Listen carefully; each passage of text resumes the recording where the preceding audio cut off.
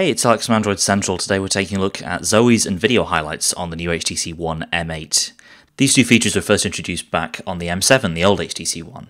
Zoes are the little animated photos you could take, and out of these you can make automatic highlight reels. And both of these have been expanded upon and rearranged a little on the M8.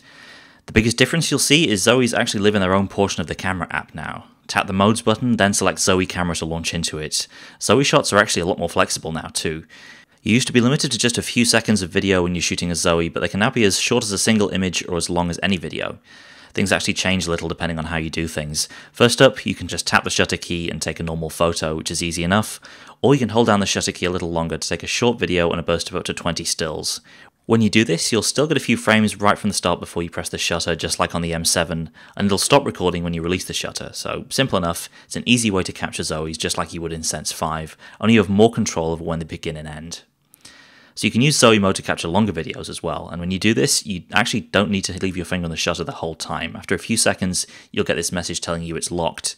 Then you can release and keep on recording. In these kinds of videos, you'll still get still images at the start, but only up to a total of 20 shots.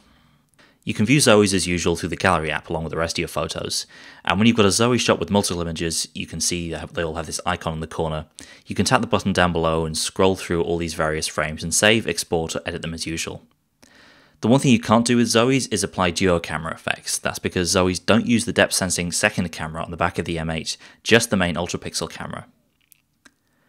Like before, you can include Zoes in your highlight reels along with regular photos and effect shots. On the M8, it actually includes some neat 3D stuff using the depth information from the second camera. It's actually a lot easier to control your highlights this time as well.